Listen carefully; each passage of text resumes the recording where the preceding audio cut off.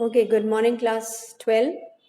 And today we will be starting with good afternoon, and we will be starting with D and F block elements today. Okay, so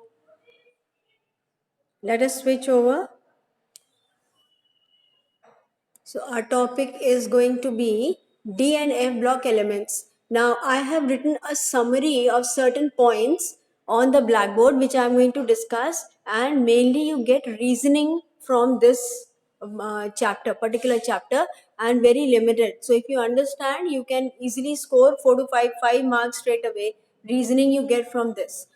So to start with D and F, D block elements are known as transition elements. F block are known as inner transition elements. Why they are known as transition elements? Because in a period in the periodic table, if you know, D block are placed between S and P block elements. That is, they show gradual change from metallic to non-metallic character. And F block elements are called inner transition elements because they lose electrons from the anti-penultimate shell, that is n minus 2f subshell. N minus 2f subshell. Now let us see some points to remember. It is like revision, and some reasoning questions you will be able to answer with this. Transition elements. Now electronic configuration of transition elements is n minus 1 d 1 to 10. Okay, and ns1 to 2. Why not ns2? Because in certain exceptions, half filled and completely filled orbital, Hooke's rule, I had given you this in class 11. You had done this. In some of them, like copper and chromium, it is ns1. Okay, so instead of writing ns2, you should write ns1 to 2. This is general electronic configuration. Now there are certain exceptions in electronic configuration which you should remember. First exception is palladium 46. Now, according to when you write in a period, it will come out to be 5s1 and 4d9. 5s1, 4d9. But instead of this, if this one electron comes here, it will become more stable. So we have 5s0 and 4d10. 5s0, 4d10. This is the exception here. Okay, and that is the reason, because it is very stable. This palladium is not a very reactive element. Then we have platinum, that is 78. It should be 6s2, 5d7 and 4f14. It should be like this. But here again, one electron comes here. So that 6s has only one electron, 5d has 9, 4f has 14.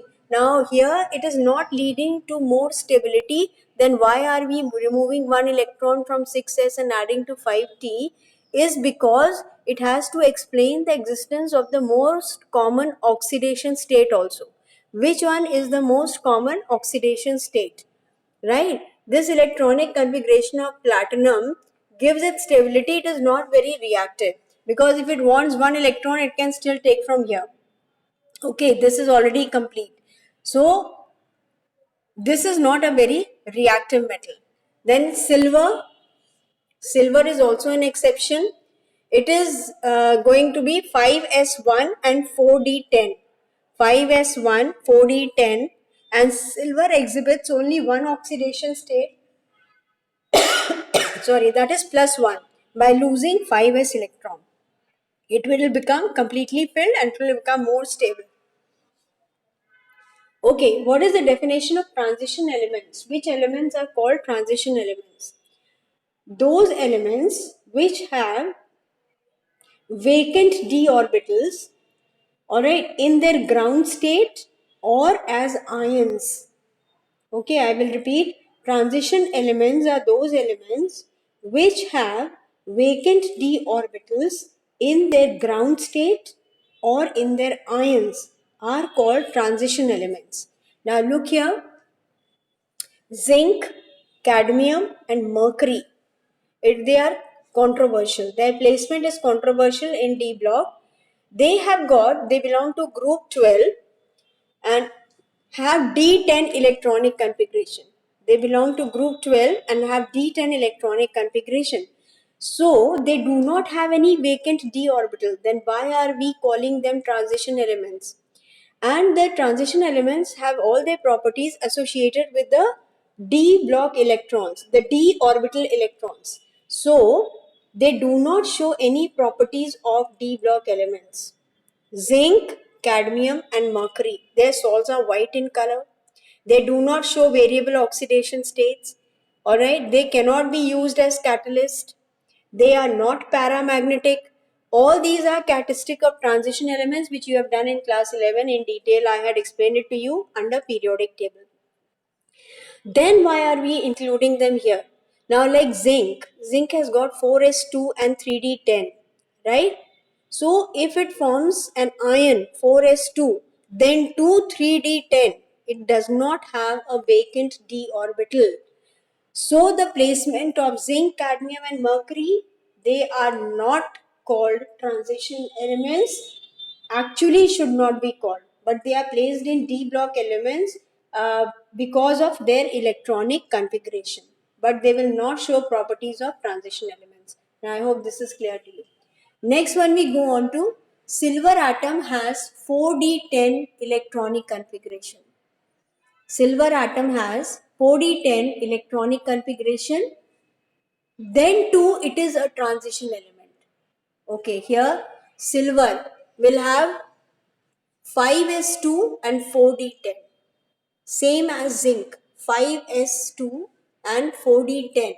Now it can form Ag plus 2 ion, it can form.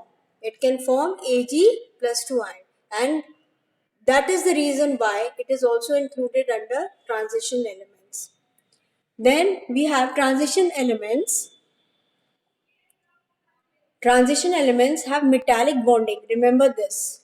What is metallic bonding? If there are two atoms, nucleus of one will attract the valence electrons of the neighboring atom. This type of bonding is known as metallic bonding and is found in when the elements exist in their atomic state. And due to this metallic bonding, what happens? The atoms, they develop a force of attraction between each other, and this is known high enthalpy of atomization. What is high enthalpy of atomization? You require more energy to break the metallic bond. Metallic bond is a stronger bond, so enthalpy of atomization is going to be high. Enthalpy of atomization of zinc is lowest. Why? Because it does not have any unpaired electrons. It has d10 electronic configuration. So its valence electrons are not attracted by the neighboring atoms. Okay? Alright. So this is the next one is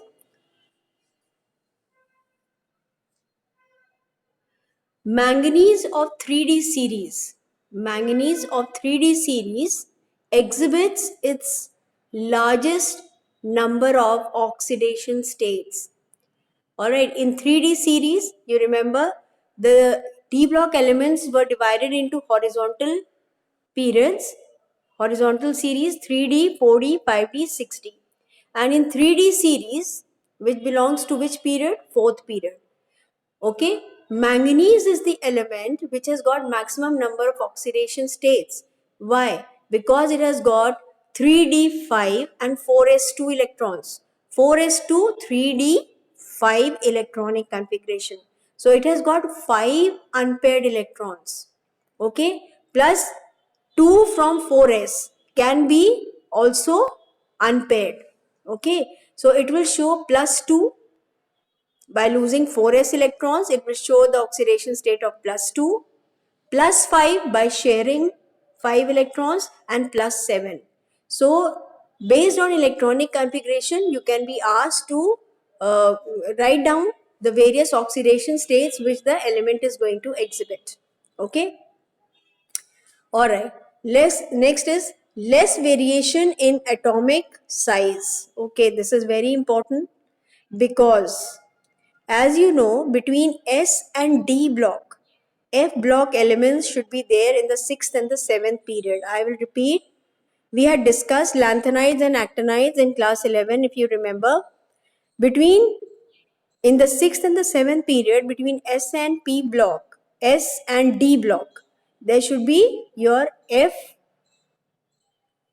that is lanthanides and actinides. F block elements should be there, right? But they undergo lanthanoid contraction due to poor shielding effect of 4f and 5f electrons. They undergo poor shielding effect, because of which the size does not change much. It is carried over in 3D series, and the size of the elements of 3D, 4D, 5D, there is not much difference in size. Okay, because of which there is not much variation in electronic config. There is not much variation in ionization enthalpies. Okay, so that is it. Enthalpy of atomization of zinc is the lowest. This we have already done. Now this side it is here. Less variation in atomic size, more variation in electronic configuration leads to irregular variation of ionization enthalpy, because somewhere it is half filled, okay, somewhere it is completely filled, and somewhere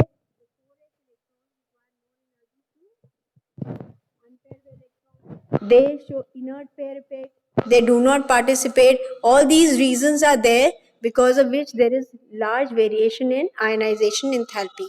Next we have is fluorine and oxygen are strong oxidizing agent. Okay, there is a question in reasoning, it is asked why fluorine and oxygen are able to bring about the highest oxidation state in transition elements. Why they are able to bring about the highest oxidation state in transition elements? The reason being, fluorine and oxygen, they are strong oxidizing agents because of their high electronegativity and high standard reduction potential okay, because of which they are able to take away electrons even from the transition elements, and therefore transition elements, they act as metals, okay, in their highest oxidation state, means they are able to give maximum electrons to fluorine and oxygen. Now next it is Cr2 plus is stronger reducing agent. Stronger reducing agent means it itself can undergo oxidation, means loss of electrons. Okay, now that means it can easily change to Cr3 plus. Remember this, Cr2 plus can easily change to Cr3 plus, because Cr2 plus is a stronger reducing agent. Why it is a stronger reducing agent? It is given here. Because in 3 plus, okay, here in chromium 3 plus, we will have half filled T2G3, which is stable. Half filled T2G3, which is stable. Alright, next one, Fe3 plus has got 3d6 electronic configuration, and Fe2 plus has 3d5. So Fe3 plus, alright, Fe3 plus has always 3d6 electronic configuration, and Fe2 plus has d5. So it is more stable. Calculate spin only magnetic moment of M2 plus aqueous ion, where M is 27. If it is 27, then in plus 2 state the electronic configuration will be argon 4s0 3d7. So there are 7 unpaired electrons, right? So we use a formula, magnetic moment is equal to under root n plus 2. N will be 7. Okay. So 7 and 7, sorry. It will have, if we write down the electronic configuration, how many unpaired electrons will be there? 3d5 and 2 will be paired. So the number of unpaired electrons will be 3. N will come out to be 3. So 3 into 5 is 15, under root of 15 is 3.87, and the unit is BM. Alright, it is Bohr's magneton. BM stands for Bohr's magneton. Alright, the next one is Cu plus 1 is more stable in aqueous solution. Aqueous solution means, sorry, is Cu plus 1 is more stable in aqueous solution. Okay. What is that is if you dissolve a copper salt in plus 1 oxidation state in water, the ion formed will be Cu plus 1 and not plus 2. The reason being its hydration enthalpy is high. Alright? Its hydration enthalpy is high. When any salt is dissolved in water, bonds are formed, that is known as hydration enthalpy. Energy is released, and that energy overcomes the second ionization enthalpy. Okay, so Cu2 plus is more stable in salts, but Cu plus 1 is more stable in aqueous solution because it's of hydration enthalpy. That is the reason. Okay, so now here we will just summarize the whole thing what we have done today, and I will just tell you what are the various questions which are asked. As I have told you, why zinc, cadmium and mercury are not treated as transition elements, because they have 3d10 electronic configuration. Why do we include them in D block? Because the last electron is going into the D subshell, and that is the basis of our periodic table. Okay, but all the characteristic properties of D block are not shown by zinc, cadmium and mercury. Their salts are white in color, and I have already told you they don't act as catalysts. They always show the oxidation state of plus 2 because of loss of 4s electrons. Okay, then and if 4s electrons are lost, and then the stable 3d10 electronic configuration is obtained. The next one is silver atom. Silver atom has 4d10 electronic configuration. Then I told you, still why are we including it in D block? We include it in D block because it can form Ag plus 1. It can form Ag plus 1 and plus 2 ions both. If it forms Ag plus 1 ion, then it will lose only one of the 4s1 electrons. 4s1 electrons. It will be it will be 5s1 4d10. 5s1 4d10. So 5s electrons is lost, 4d10 is complete, right? But if in plus 2 oxidation state, it will come out to be 4d9. So it will have one unpaired electron, and that is why silver is a transition element. Transition elements have metallic bonding, and therefore their enthalpy of atomization is high. Okay. Then why does zinc have the lowest? Similarly, cadmium and mercury also, they will have the lowest enthalpy of atomization because they have D10 electronic configuration. They do not have any unpaired electrons in the D subshells. Then manganese of 3D series exhibits largest number of oxidation states because it can lose valence electrons. Those will be in the ns orbitals. Plus it can also, like manganese will have uh, 4s2 3d5, 4s2 3d5. So if 4s electrons are lost, plus 2 oxidation state. If 5 of them are there, 3d5 and plus 4s also, so plus 7 will be there. And if only it is using 3d unpaired electrons to form 5 covalent bonds, then the oxidation state will be plus 5. So this is how the various oxidation states are exhibited. Next we have is fluorine and oxygen. Okay, fluorine and oxygen are strong oxidizing agents. Why?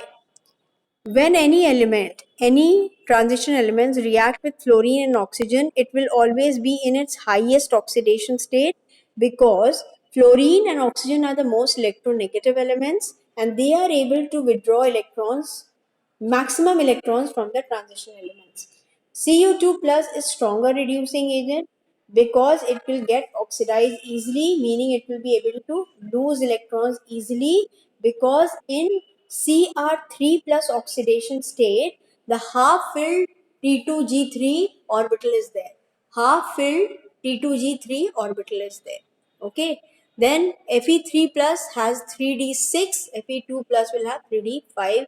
Calculated spin only magnetic quantum number. First find out the number of unpaired electrons and then use the formula.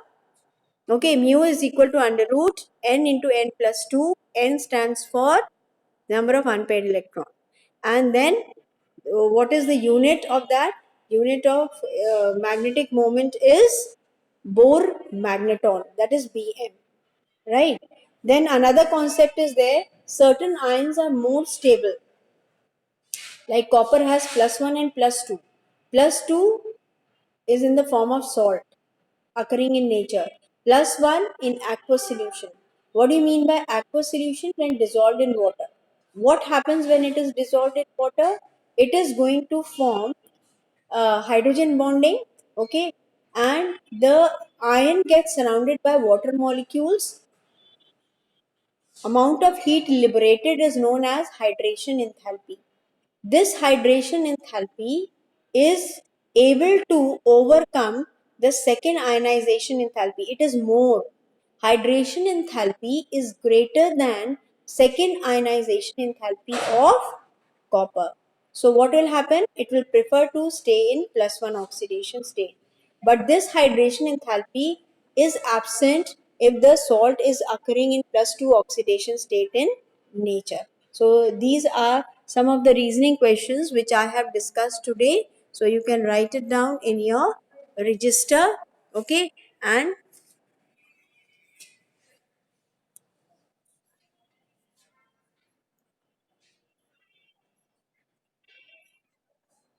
all right. So I will be clicking the photographs and sending it to you so you can go through them and you can go through the recording also. Right. So I think we will stop here. This is all what we have discussed. Now, what is deleted from your syllabus is lanthanides and actinoids, which was a sure question every time. Lanthanides and actinoids differences. So far, I was audible. Hello, am I audible now?